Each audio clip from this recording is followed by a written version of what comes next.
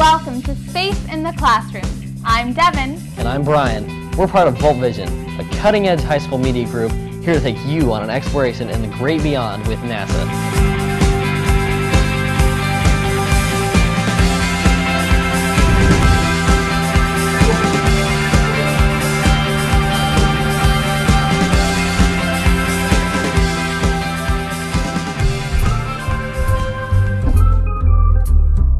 I love space. Because you're a space cadet, right? The dumb blonde. How original. I just so happen to have a 4.8 GPA and I'm ranked in the top 6%. How about you? We're here to talk about space and NASA. I thought so. Actually, we were lucky enough to be asked to search through actual footage that was shot in space and produce these video segments so you could watch them anytime, anywhere. Even in space. Yes, even in space. In the classroom. Space in the classroom. And I'm the space cadet. With a high GPA. Whatever. Today we'll be talking about the ISS. In-school suspension? No, not the kind of ISS that you're familiar with, Brian. ISS, the International Space Station. Right. Today, we'll get to check out the construction and how important the ISS is to our future. Astronaut Magnus, take it away.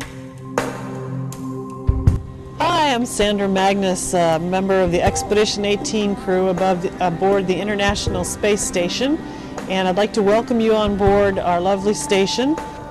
As you enter the space station, into the node, you can look left and right and see two of our laboratories.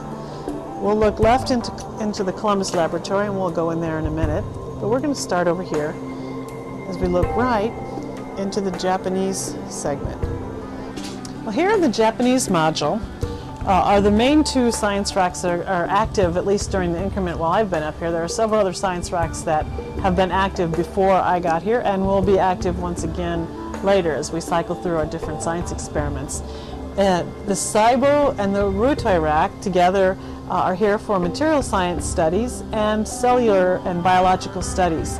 They're very clever racks. I know it looks like a mess of equipment and it doesn't really seem to make a lot of sense, but they have a glove box here to allow you to do work just like on the ground in a contained environment. So if you have cells or organisms or specimens or gases or types of materials you really don't want to be scattered all over the place, you do it in this contained environment. Of course, up here that's even more important because things just like to go floating off if you don't have them fastened down to anything.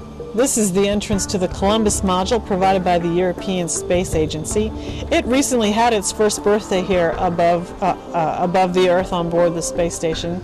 It's a little bit smaller than the Japanese module, however, it's very, very densely packed with some very good science experiments and some more facilities. So let's talk a little bit about what we do in the Columbus module.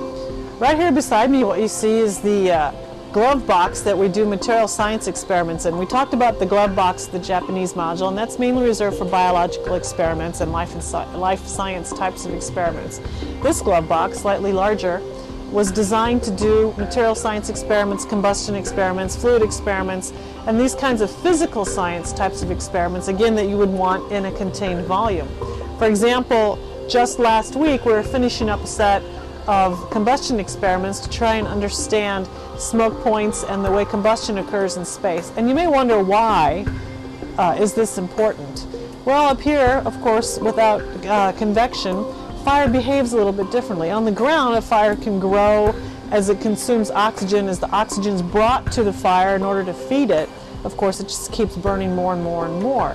Up here, without a convective pattern like that, a fire will deplete the oxygen around it, and it could die out depending upon how fast oxygen gets fed to it. It affects the shape, the intensity, the color, of course, of the fire and how it behaves. If we can understand more about how these combustion processes work in this environment, we can design better type of engines and motors to work in this environment and use that knowledge to apply to 1G environment to make processes, similar processes on Earth, work more efficiently. Thanks, Sandra. Very interesting. You know, Devin, that was really interesting, but all that seems a lot easier on the ground. You mean when you're not in zero gravity? Yeah, that too. Thanks for watching. Space in the classroom.